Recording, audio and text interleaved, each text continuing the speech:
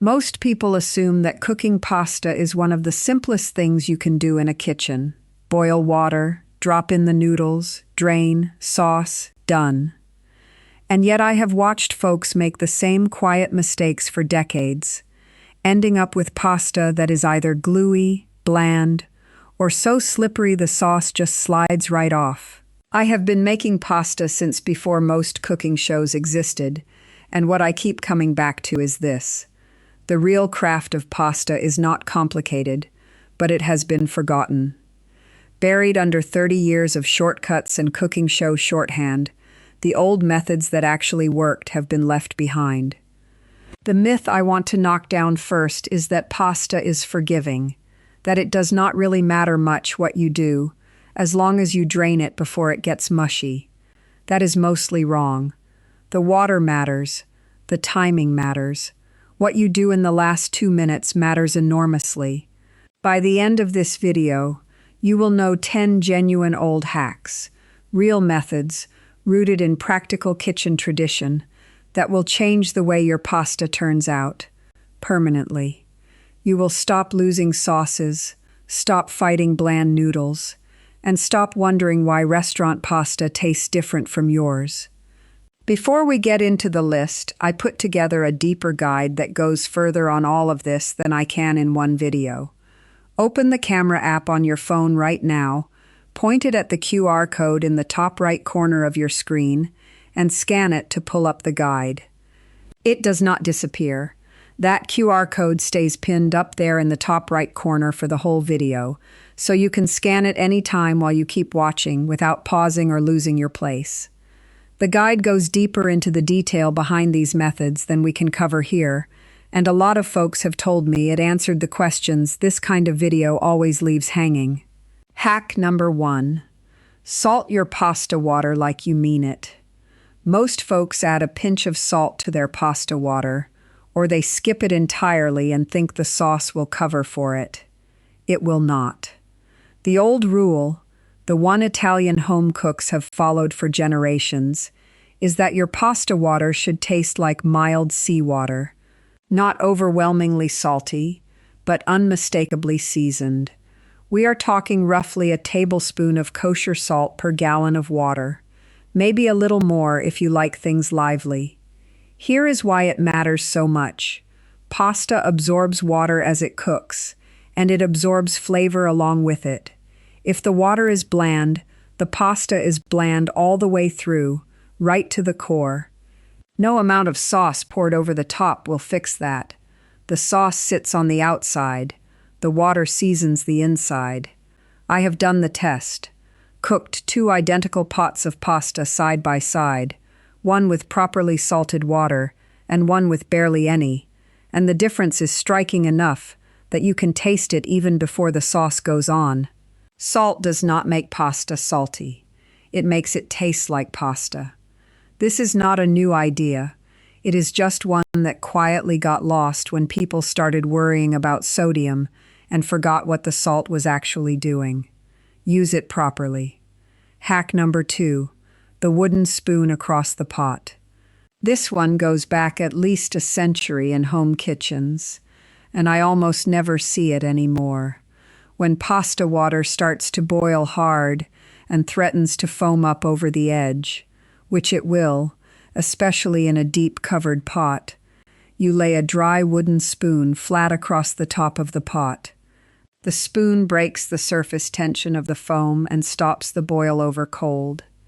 It does not slow the cooking. It does not contaminate the water. It just works. The reason it works is that the wood interrupts the foam's ability to build on itself. You can also use a long-handled metal spoon in a pinch, but wood seems to do it better, probably because it is porous and absorbs a little of the surface moisture. Either way, this is a 30-second fix to a problem that has caused folks to either keep the heat too low, which means pasta cooks unevenly, or stand there babysitting the pot. Put the spoon across the top, walk away, come back in a couple of minutes. Grandmothers across half of Europe knew this one by heart.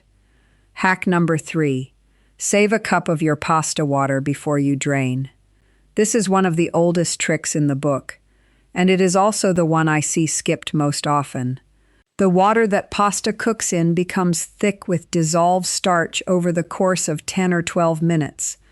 That starchy liquid is genuinely useful. It emulsifies sauces, helps them cling to the noodles, and adds body to something that might otherwise be thin and greasy. I keep a coffee mug right next to the sink for this purpose. Before I even think about touching the colander, I dip that mug into the pot and scoop out a cup. You probably will not use all of it. You might use 2 or 3 tablespoons.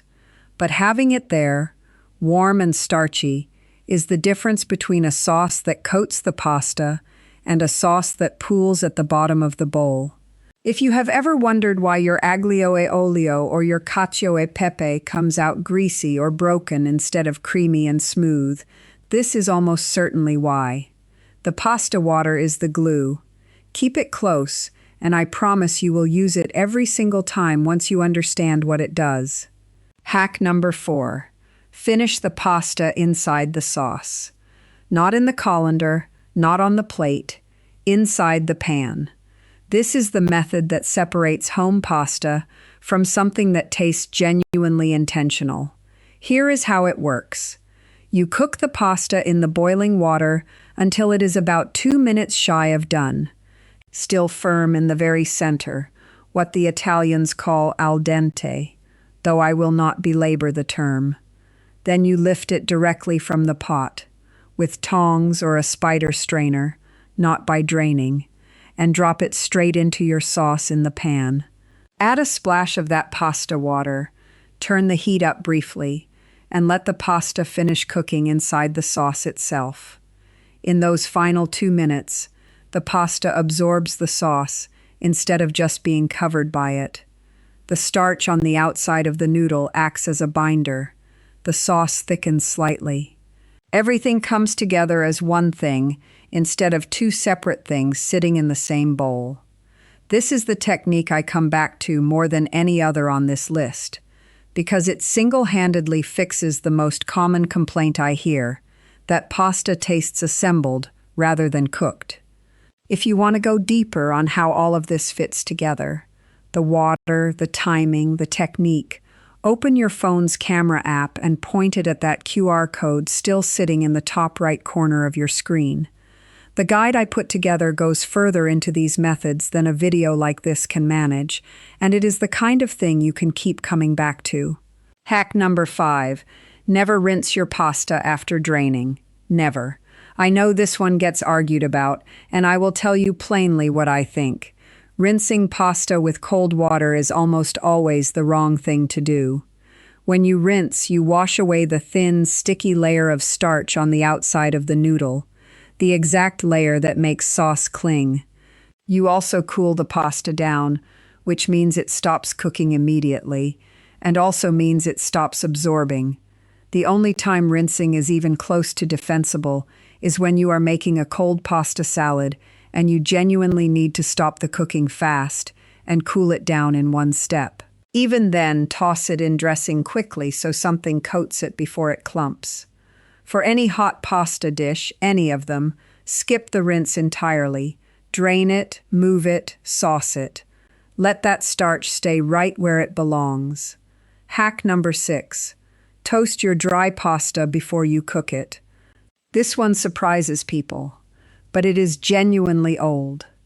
Before boiling, you put your dry pasta in a dry skillet over medium heat and toast it gently for 2 to 3 minutes until it smells faintly nutty and turns a shade or 2 deeper. Then you cook it normally in boiling water. The result is pasta with a deeper, more complex flavor, a slight nuttiness that plain boiled pasta does not have. Some older Mediterranean cooking traditions did this as a matter of course, particularly in dishes where the pasta is the whole point, rather than just a vehicle for sauce. It also changes the texture slightly, giving you a little more chew. This works especially well with thicker pasta shapes: rigatoni, penne, ziti. Delicate pastas like angel hair are too thin to benefit much. The flavor shift is subtle but real, and once you have tasted it, you will notice the difference. This is not a fussy restaurant trick. It is a 5-minute old kitchen habit that costs nothing. Hack number 7. Cook pasta in less water than the box says. Every pasta box in America tells you to use a huge pot of water, 6 quarts, sometimes more.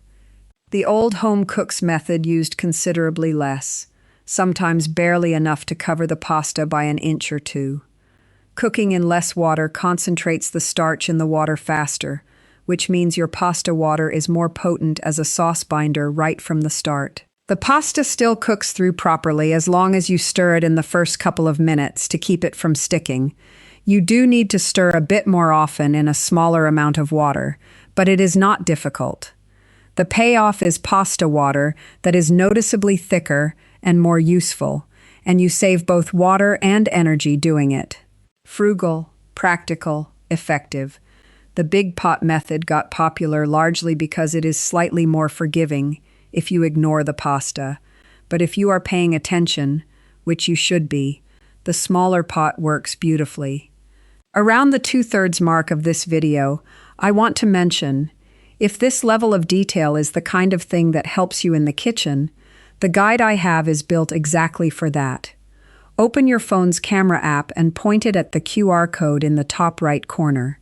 It goes wider and deeper than I can go here, and it is there whenever you are ready. And while we are on the topic of the community here, if you have been watching for a while and you are not yet subscribed to this channel, this is a good moment to do it. I answer questions in the comments every week, and there are a lot of folks sharing what works in their own kitchens. It is a good group. Hack number 8. Add cold butter at the very end, off the heat. This is sometimes called the mantecatura method in more formal cooking circles, but the home kitchen version is simple. When your pasta is done, sauce and all, pull the pan off the heat, drop in a tablespoon or 2 of cold butter, cold, not room temperature, and toss everything together briskly. The cold butter emulsifies into the sauce as it melts, turning something that might be loose and oily into something creamy and cohesive. This works on tomato sauces, on garlic and oil, on white wine sauces. It works on almost anything. The cold temperature is the key. Room temperature or melted butter does not produce the same effect because you need the rapid temperature change to help the emulsion form. It is a 30-second step at the very end of cooking. It costs almost nothing, and it reliably makes every pasta dish taste more rounded and finished. Hack number 9. Let fresh pasta rest before you cut or cook it. If you make your own pasta dough at home, and I encourage you to try it if you have not, most people want to roll it and cut it and cook it right away.